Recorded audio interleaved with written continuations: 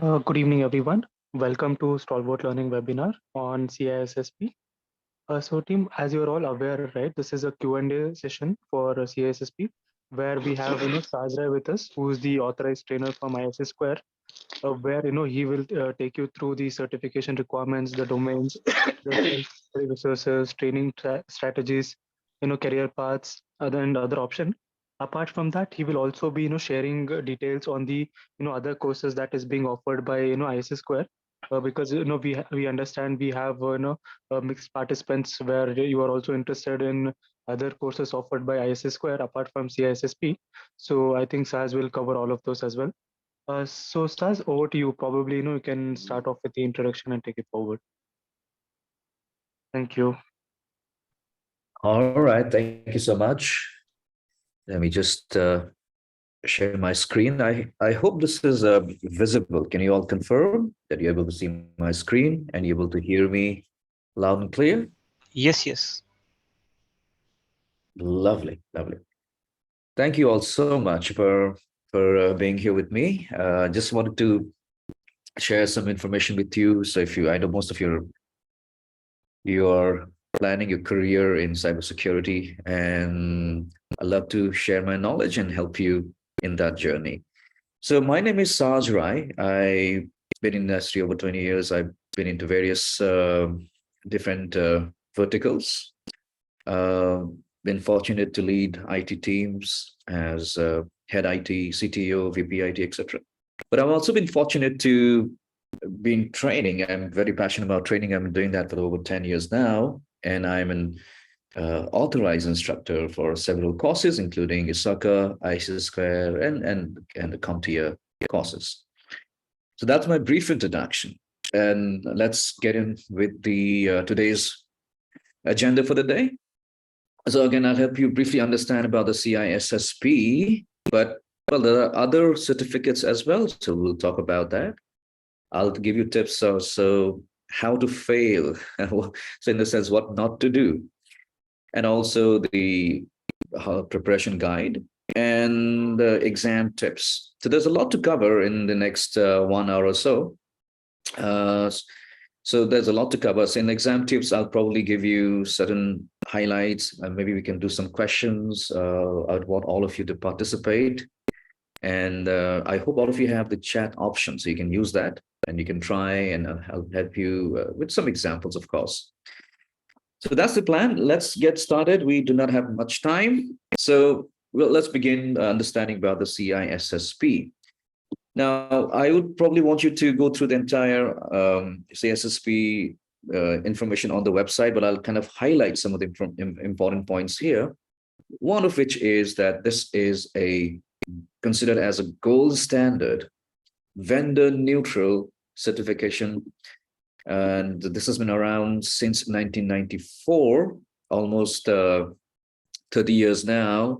It's the number one vendor neutral course for information security. And this is one of the first certificate to be accredited by NC, which also means that this is valid all across the globe. And in several countries, this is considered as equivalent to a master's level course. So this is obviously carries a lot of value. So amongst all of the certification that I've had over, I don't know how many dozens of certificates, CISSP has been the most valuable for me, without any doubt. So, and it's quite likely it'll be the same for all of you as well. Now, who earns the CISSP? Now, these are for those information security experts who will be responsible to design, implement, and also manage a cybersecurity program within the organization. Okay, let me repeat again.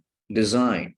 You need to know what are the focus area, what are the areas that you need to cover or prioritize, and then implement them, and then manage the program within the organization.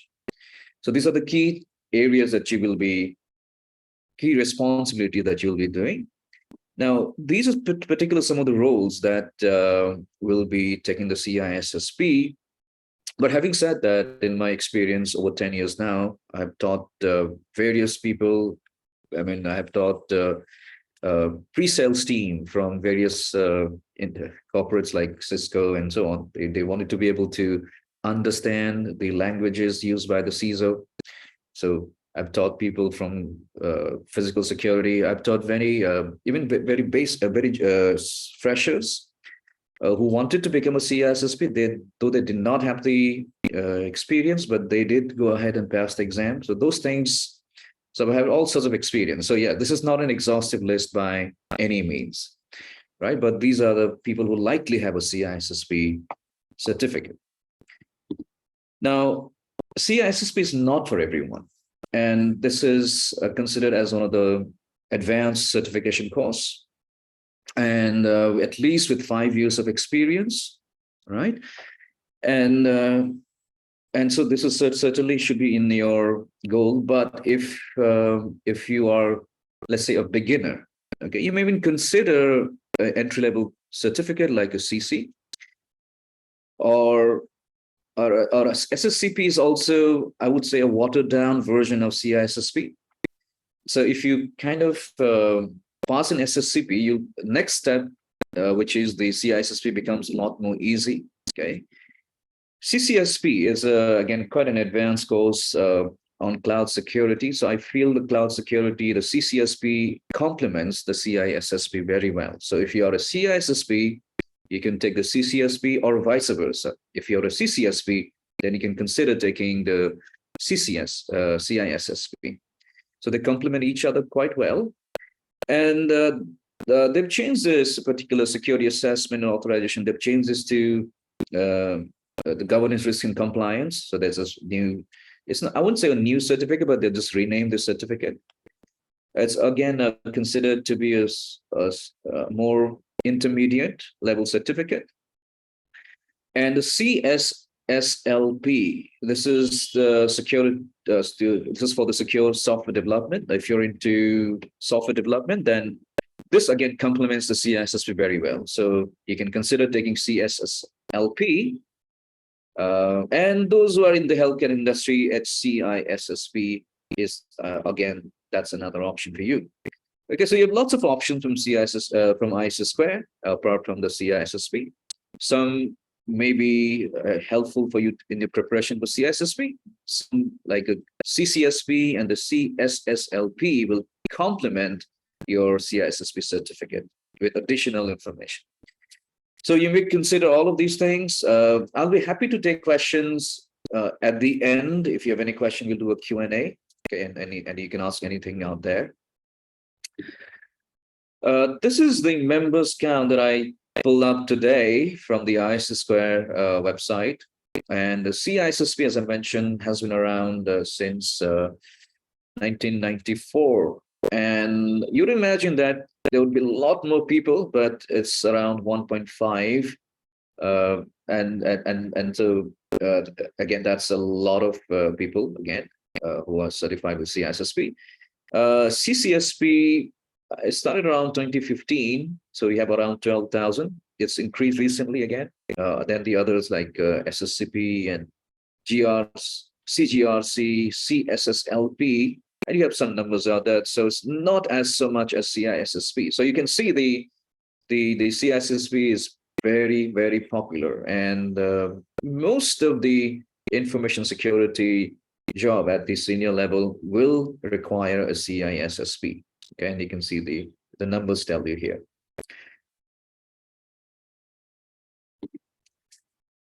So the CISSP, the latest common body of knowledge. Now you hear this term, common body of knowledge. It simply means the syllabus. What's the knowledge that you need to gain in order to become a CISSP? Now the changes happened last in 2021. So they do a refresh every 3 years. So the next I think you can expect a change in 2024. But when I say a refresh, it doesn't necessarily mean that they will do an overhaul. Very unlikely. They might just do a delta changes, incremental changes. The security concept is not going to go away, right? But they do kind of look at the new trends and they want to add those things and remove things which are obsolete, not so much relevant. So it's always that 3 years refresh is always welcome. And so if you start preparation today, and let's say I would ideally want you to take the exam in the next maybe three to 6 months, but for some reason you decide to take in 2024 when there's a new refresh. And the question is, well, do I have to restart from scratch? And the answer is no, you don't have to start from scratch. It's only going to be some delta changes that you will have to study. The domains, there are 8 domains. Security and risk management, a fundamental domain. It's a very important domain. There are lots of topics which you need to understand here when it comes to the foundation, building a foundation for security. Second is asset security. Okay, one of the key responsibility for you is to protect the valuable assets of your company. So this kind of talks about the various like the life cycle of the data life cycle, and what are the controls you'll have to protect the data from the time it's created to stored and used and finally destroyed. And so that's is a pretty good domain. Domain 3 is usually people find a little difficult because not too many people have a background in architecture and engineering. So here we talk about security principles and design principles and security models. And there's a fair bit of cryptography as well as some bit of physical security. So personally, I feel that this is one of the more difficult domain for most people. And even if it was difficult for me when I took the exam. And communication and network security. And so if you have a background in networking, like if you have a CCNA or Network Plus, or have those knowledge, then this might be an easy domain for you. If not, then there are lots of technical jargons that you will need to get used to. For example, OSI model or a TCP/IP model or SDN and firewall and all those concepts. So, so again, very interesting domain, very important one. It's what I, as a security expert, I feel this is very important to know. Identity and access management. This is very important. So I suppose whether you directly work in IAM or not, this is something that you have experienced as a user, perhaps. For example, multi-factor authentications, right? Federations, and so on. So this is, I would say, a relatively easy domain, but and a very important one, of course. Security assessment and testing. So this covers concepts related to auditing, testing, VAs, penetration testings, secure code reviews, and so on. So this is, again, an important one, though I don't think it's very difficult compared to some other domains. 7th domain is security operations. So this domain, I feel, is quite long. There are lots of topics to understand, but it's not very difficult. Relatively, it's easy, but yes, there's a lot of concept to understand. And so domain 7, this security operations relates to various concepts such as forensics or disaster recovery or incident management and so on, which is again very important, like I said, but I don't think it's very difficult, this domain. And domain 8 is software development security, right? So a lot of people think, oh, I don't know software development. I've never programmed ever in my life. Will I understand this concept? Well, you don't have to be a software developer to know this particular domain. So here we talk about the best practices about software development. What are the different models you need to use? Okay, where do we include security in the SDLC? You need to know the SDLC process, of course, but you don't need to know how to program. So the exam is not about how to. This is more about the what and the why. I'll talk about it a little later on, more in detail, right? So if this is more about the what and the why, but rather than the how. So you do not have to learn how to program. But if you do have a little bit background in software development, then you probably would be more familiar with this. Otherwise, otherwise we'll have to kind of get you have to understand some of these concepts from scratch. But not a very difficult domain, in my opinion. Personally, I feel that domain 3 is a little more difficult. But having said that, people come from all different backgrounds, right? So some of you come, maybe some of you have a background in network security, or some of you are doing IAM or testing or operations or software development for that matter. So in my experience, again, I haven't come across anybody so far who has had experience in all the 8 domains. Very unlikely. And again, the ICSSP doesn't expect you to have knowledge in all of them. So they expect you to have experience in at least 2 of these domains. Let's say you could be a software developer and you've done some testing as well. So which means domain 8 and 6 may be relevant for you. Okay. Or if you've done some, let's say, security operations like taking backups or incident management, and maybe handle some little bit of identity and access management. So again, 5 and 7 might be relevant for you. If you have done, let's say, if you know about cryptography and done some risk management, so 1 and 3 might be relevant for you, and things like that. So you don't need to have experience in all the 8 domains. It's not possible, I suppose. But yes, you need to understand the concepts. When you're preparing for the CISSP, they require you to have a certain level of expertise and knowledge so that you could use in your certain situations. All right. So these are the 8 domains, and again, I will encourage you to go through the exam outline, which covers all the topics for each of these domains. All right. Oh, so let's talk about interesting how to fail, how to fail the exam, and so what are the things you shouldn't be doing? So that's a takeaway from here. Well, do not cram. Do not cram. All right. There's no cramming. There's no memorization required. You need to understand the concept, and I'll talk about that a little later on. That's the only way you're going to pass the exam. You don't have to cram, like, for example, definitions. You need to understand the definition. You need to understand the concepts. So cramming, you're going to fail. Okay.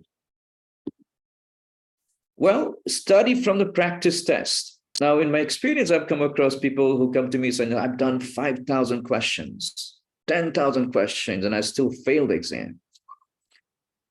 And then I asked them, well, can you give me an difference between, let's say, least privilege and need to know? Can you help me understand that? And the person is blank. So do not study from the practice test. So the question is, should you not use practice test? Now, you must use practice test, but as a way to validate your knowledge. Validate your knowledge. So you study, understand the concept. Now you do some practice tests to validate whether you have understood those concepts or not. But if you just focus on, doing the practice tests, remember the questions will not come from the practice test. Okay, so the concepts will be from there. So there's no point studying from the practice test. You can use that to validate your knowledge only. So study separately. I hope that makes sense. Okay. Well, study aimlessly, again, that's a sure way to fail the exam. You must have a plan. Make a plan, a simple plan, like, say, for example, you have a goal. Let's say 3 months down the line, I'm going to take the CISSP exam. I've got 8 domains. I want to, let's say, spend 1 week per domain, which means that I have to spend, let's say, 2 hours every day. Weekends, I can spend 4 hours, whatever. You kind of have that plan. So within 2 months, you probably gone through all the 8 domains. And the next 1 month, you will probably try to consolidate the learning, do more tests, and then you take the exam in the 3rd month. So that could be a goal. All right. So you have to create your own goal for you, which is relevant for you, which is suitable for you. Now, I can't be telling everybody that, take the exam in 1 month or 3 months, but usually the thumb rule of 3 months works for everyone. Okay. And if you have more time, you can probably study even better, more, depending on your experience. Okay, so I personally took the exam in 3 weeks time.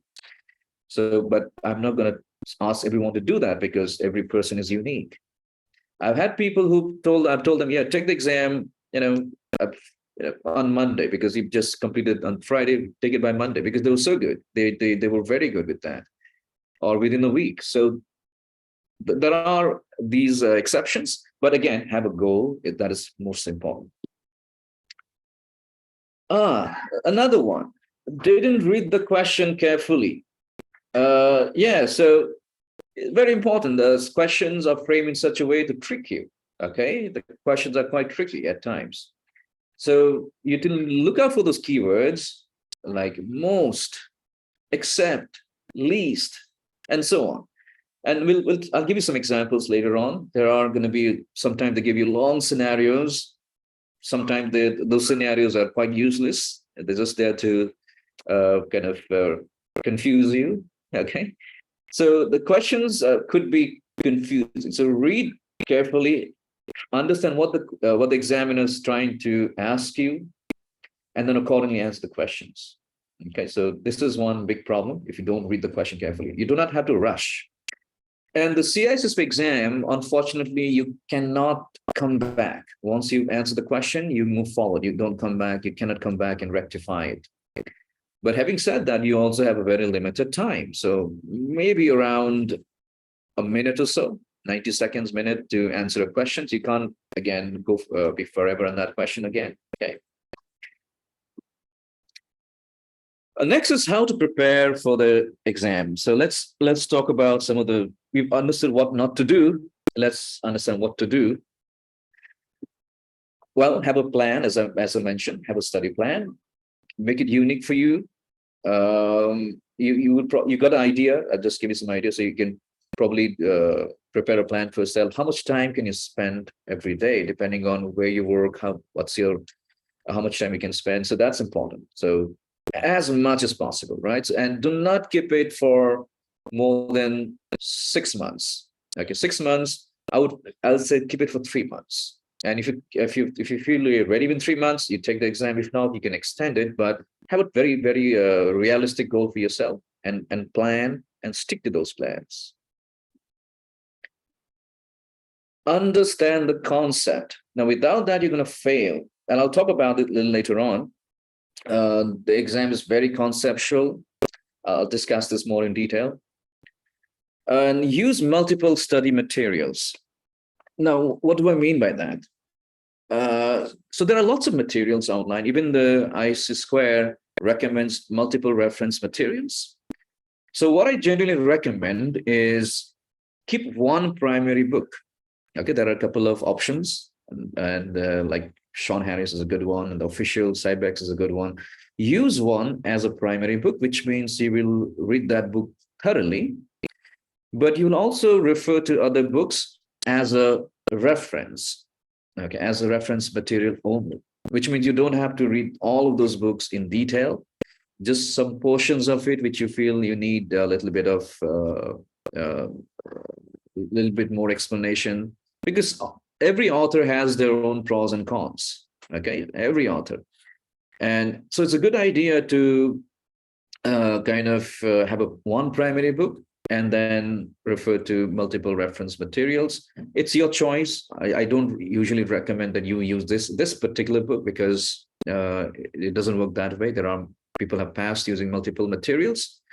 And so again, what you can also do is if you search for ICISSP, I think I have, I'll just quickly show it to you.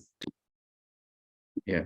So they have kind of had this reference material. They've got given a long list of references. Now, you don't have to go through all of these, of course. And they also what they're saying here is ICISSP does not imply nor guarantee that the study of these references will result in an examination pass. Okay, because the CISSP is a very broad exam. There's no single book which covers all of the concepts as such. So that's what it says here. So and there's a lot of different material that they have suggested here. You don't have to go through all of this, but like I said, keep one primary material and few reference materials. Okay, so that would be the right way to study here.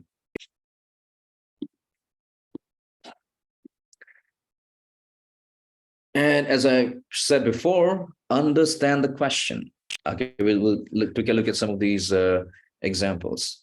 Okay, what resources to use? Again, as I mentioned, the books are very important. You study from the books, and there are plenty of books out there.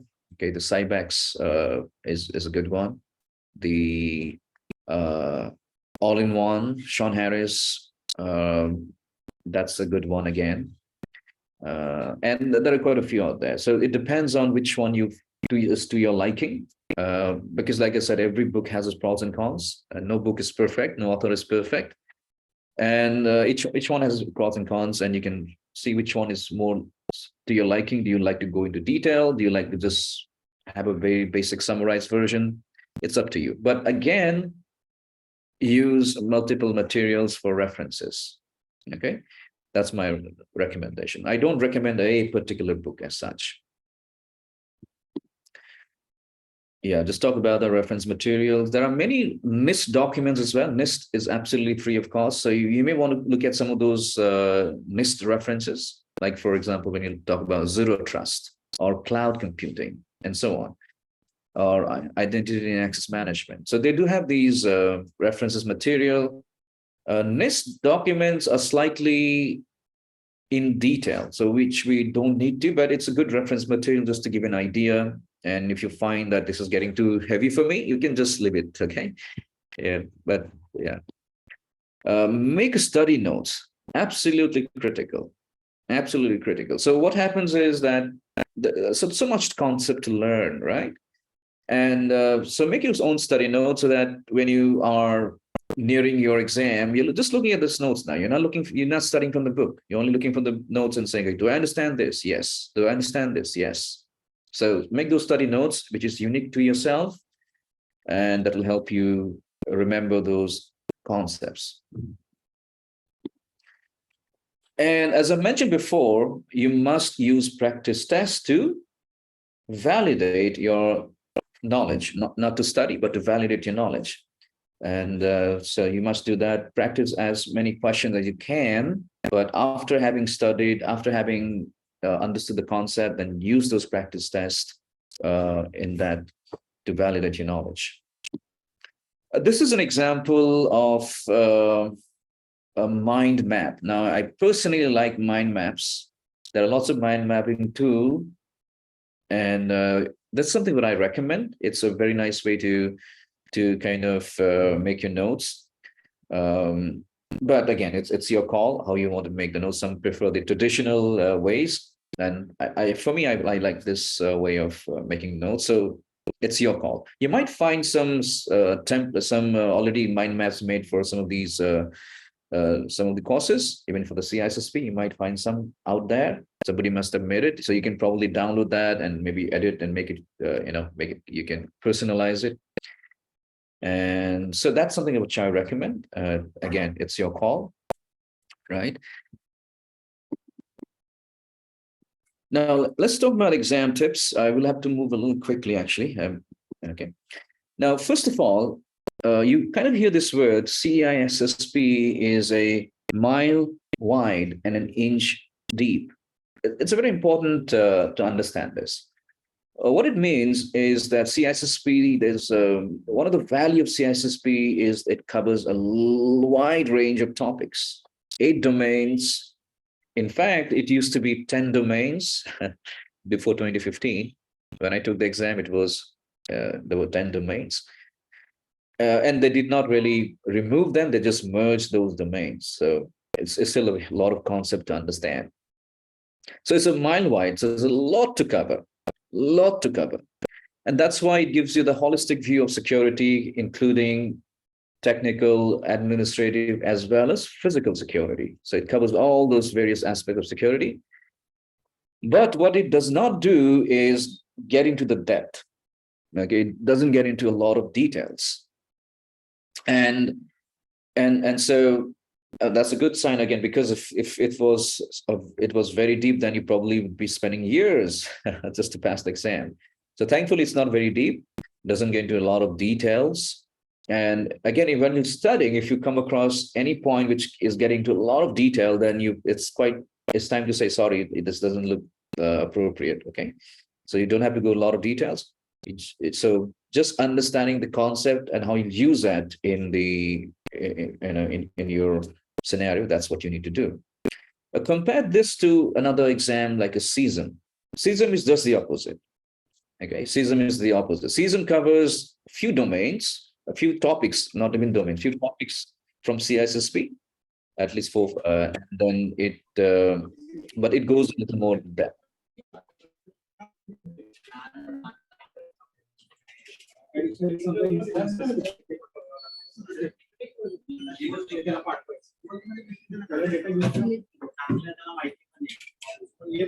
can hear background noise. Guys, kindly be on mute if you're not. Please be on mute. Okay. So this is one tip that I'm, again, just be aware of it. So you need to know what to study. Again, if it's going too technical, too much in depth, avoid it, because that's not what CISSP is about. It's not a technical exam, right? But think like a manager. Now, this is important.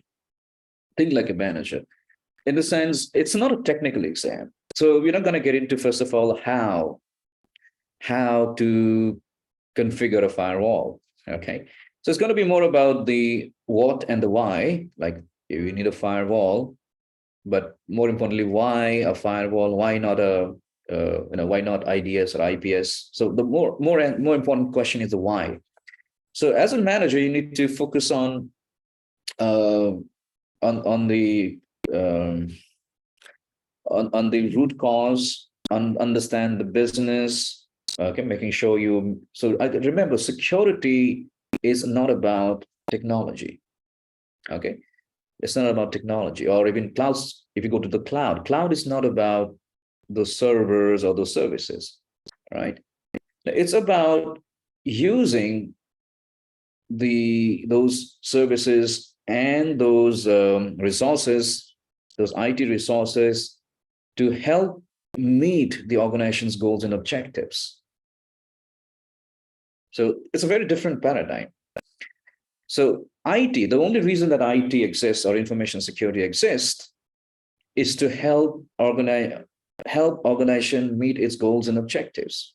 Now, if you understand that mantra, then you're now thinking like a manager.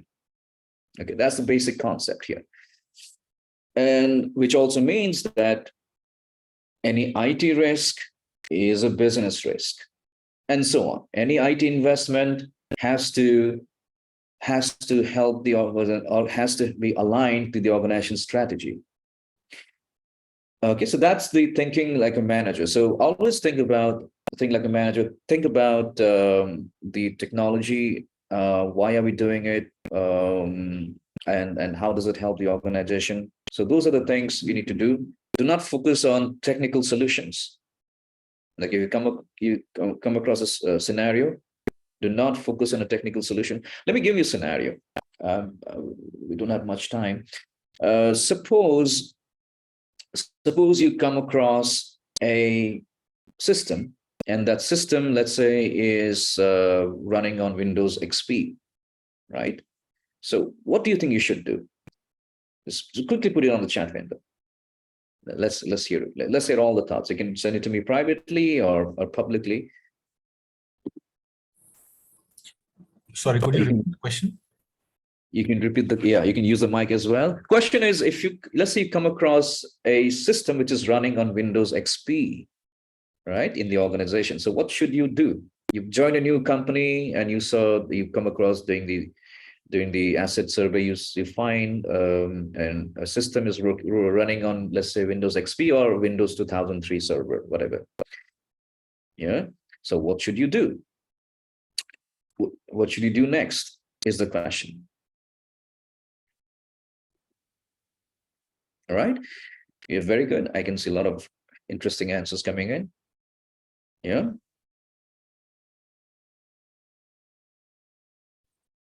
Very nice. Very good. Excellent. Very good points. So the question is, what should you do next? Yeah. So you might think a technical way of thinking is, Windows XP or Windows 2003 is full of vulnerabilities, right? So we must remove it immediately. So that would be the technical way of answering this question. The managerial way of answering this question is, hey, let me first understand, why is this system here in the first place? You see the difference? So let me understand, why is the system here in the first place? Maybe it's an oversight. Then in that case, yes, remove it immediately or upgrade it, whatever it have to do.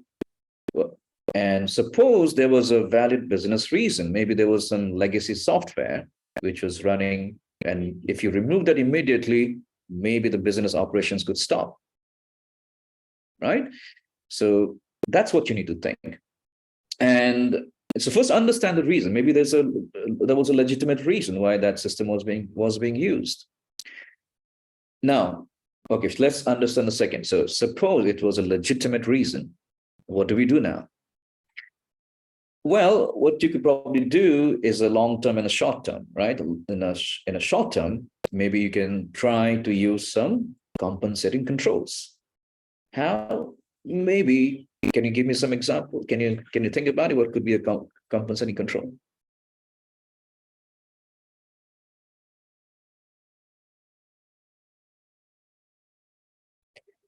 Very nice. Very nice. Yeah. So maybe isolate that particular system. Okay. Segregate that, contain, or whatever you want to call it, so that only relevant people are able to access it. So you reduce the likelihood of the attack. And maybe air gap it. Yes.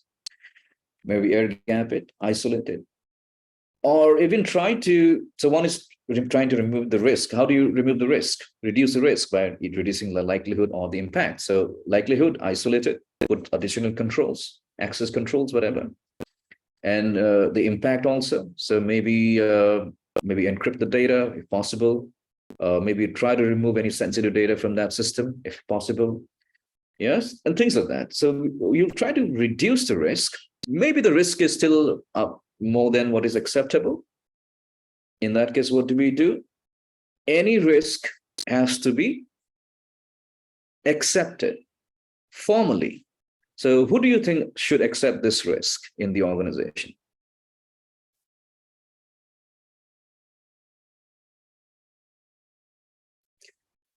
Yeah. So it depends on the scenario. The generic answer is a risk owner. Generic answer is a risk owner. So it could be senior management. So it could be the business owner. Okay. But I suppose in this kind of scenario, the senior management has to be involved, because this could be a serious risk for the organization. Again, depending on the risk level. Yeah. So things like that. So I just wanted to give you an idea. I hope that makes sense, right? Here is a question for you. What you can do is you can put the answer on the chat window very quickly. We do not have much time. So just put it on the chat window and send it to me privately. Okay, you can write ABCD and send it to me privately. Yeah, try send it to me privately. Now, in the previous scenario, the long-term plan could be to find a replacement for that legacy software. That might take some time, and also review those controls regularly to ensure it's still acceptable and the risk is not too very high for the organization. Okay. So these are very generic scenarios like that you'll have to deal with. Okay, so here is a very interesting question. It says, which of the following requirements would have the lowest level of priority in information security? Now, I hope you're reading the question carefully. I've told you to read the question carefully, right? Understand the question. So some of you are not reading the lowest, and that's where you would probably struggle again. 10 more seconds.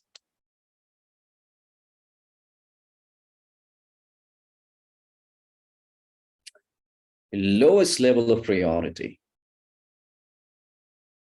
Okay. Yes, the lowest always, when it comes to information security, is the technical requirements are always the lowest. Like I said, we use technology to meet the needs of the organization. An organization has to be compliant with the privacy, regulatory, contractual obligations. So finding the technical requirement would be the last thing to do, right? So that's the managerial way of thinking. The technical, you have to move away from the technical way of thinking to the managerial thinking like a manager. Another one is an interesting question.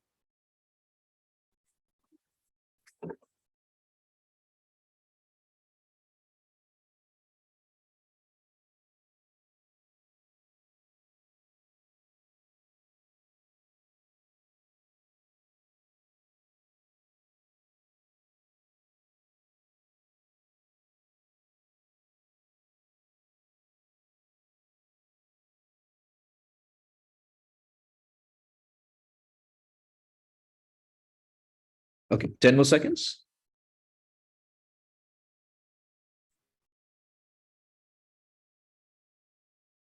Yeah. So which of the most important factor here? So you want to implement a risk management program in the organization. Again, okay, so it says use 31,000 risk management framework. Well, there are many other frameworks. You don't always have to use 31,000. You use the one which is more relevant to your organization. Okay. As part of risk management, you will have to perform risk assessment and apply the adequate controls to mitigate the risk to the acceptable level. Now, that's usually the goal of risk management.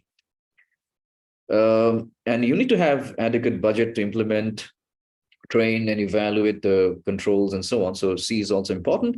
But the most important factor, remember, is always to get the senior leadership support. Senior leadership support. How? By focusing on the business outcome. I mentioned this before, right? So making sure that your risk management program is it's about the business. How are we going to reduce the risk for the business so that it can meet your goals and objectives? And so, accordingly, if you have that in line and you get the senior leadership support, the other ones will give you the budget and the resources so that you can successfully implement a risk management program. Now, this question could have been anything. Could have been a it could have been a identity and access, incident management program, or a zero trust, program, or whatever. It could have been anything. Yeah, it could have been anything. But so the managerial way, the most important to think about is how do I get that leadership support? How do I focus on the business outcomes? Yeah. So I hope you're getting the sense of it. Now, knowing the concepts is the key to pass an exam. If you don't know the concept, you're going to fail. Like if you don't know what's the difference between due care, due diligence, or business continuity and disaster recovery, or what's the difference between security and privacy, least privilege, need to know, and all this stuff. You don't know what's the difference between policy, standard. If you don't know these concepts, you're going to fail the exam, right? That's what I mentioned before. So understanding the concept is important. Okay, who's the data controller? Who's the data processor? What are their responsibilities, and so on? What's the difference between accountability, responsibility? If you don't know these concepts, you definitely you're not going to pass the exam. So that's the first thing, to be able to understand the concepts and to be able to apply them. All right. And here's one of those questions. So can you quickly try this out? We're running out of time. I'll have a hard stop at 6:30. Okay.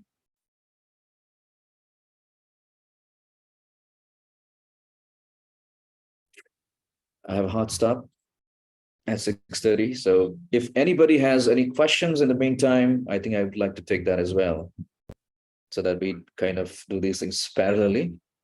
Okay.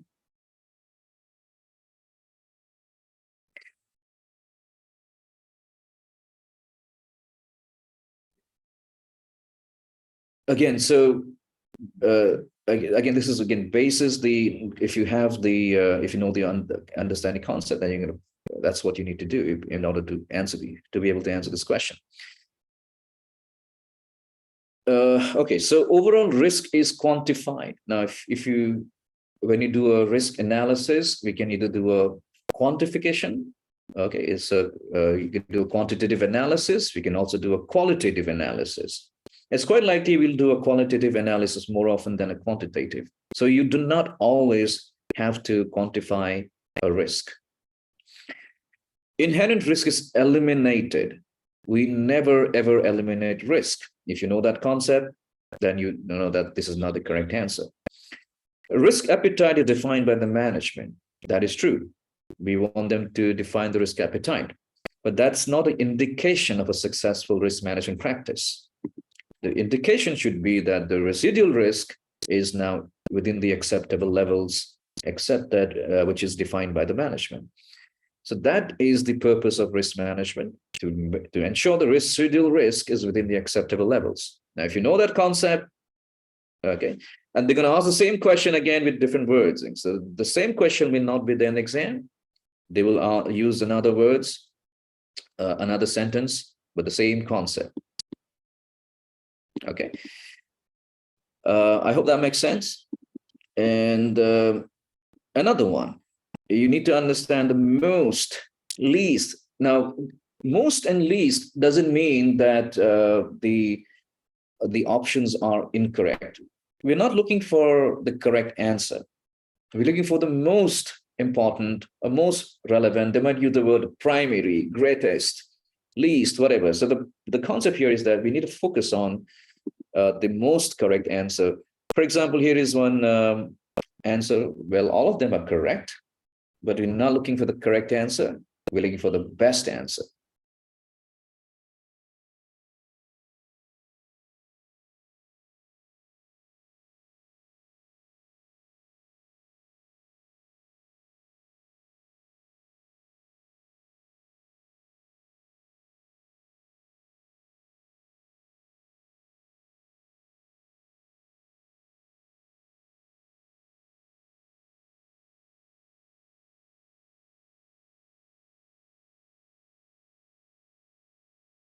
Okay, all of them are correct, right? Now, these kind of questions, you should be able to, in your notes, you'll write it down like, yeah, this is the most important thing. So you'll always, in your notes, you'll jot this down. So then anytime they ask you this question, you know what the answer is, okay? Yeah, so I think most of you correct. When it comes to physical security, the principle that you need to know is whenever there's a physical security, the most important is the human safety. Okay, nothing else matters.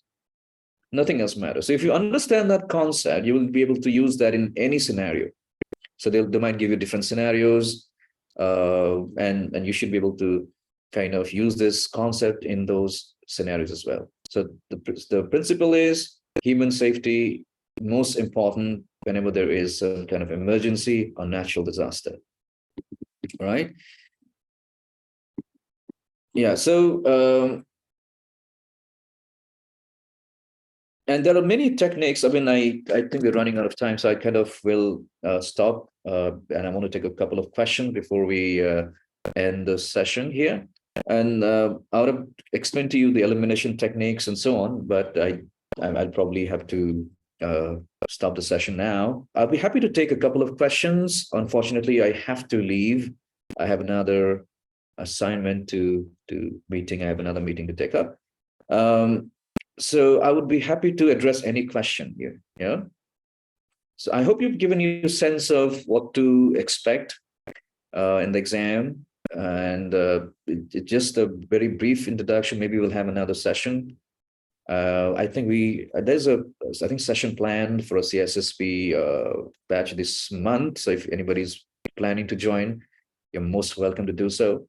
And like I said, if you're a beginner and you want to try out another course, you can do that as well. But having said that, I've had learners with less than 1 year of experience passing the exam. So if it's up to you, if you think you can do it, you can always take the CISSP. but you can always go through that longer route as well. It's your call.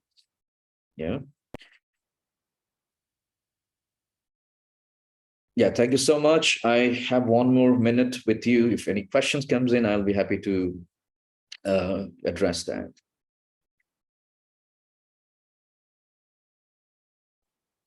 Appreciate it. Thank you so much.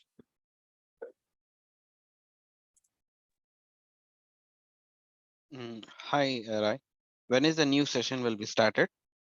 I mean, I new batch. yeah, I think the 27th is when it's been planned this month. Right. I think the CISSP is scheduled for 27th of this month, and then CCSP is for 10th of April. So these are the upcoming programs that we have scheduled. And also, team, I have shared one Microsoft form in the chat. I request everyone to fill it up. So I think there is a little bit of time constraint here. In case SAS is not able to answer all of your questions, you can fill up that form. We will definitely get back to you. And also, if you have any queries on any other topics as well, please do mention. We will get back to you with all the necessary details.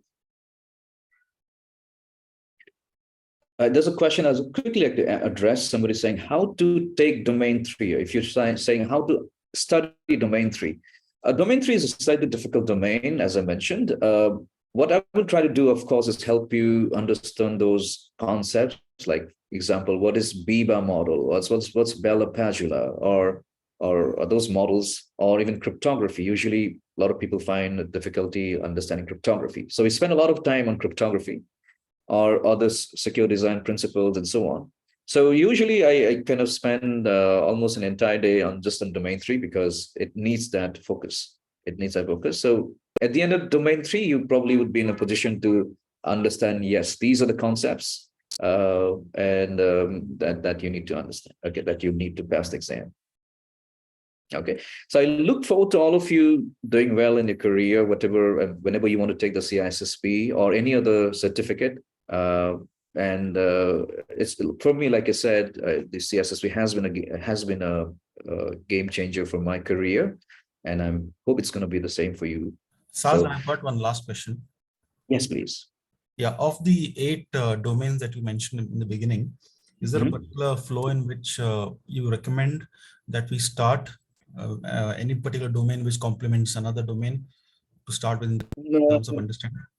Not so much, but I think 1 and 7, there are some like business continuity in domain 1, and you have disaster recovery in domain 7. So there are some of these things that can be done. Yeah. Sorry, I will need to now kind of take leave. Yeah. So thank you all for that. Yeah. But yeah, there are certain things, but it doesn't really make a difference, to be really honest. Okay. Thank you. Thank you, Saz, for your time. Thank you. Appreciate it. Team,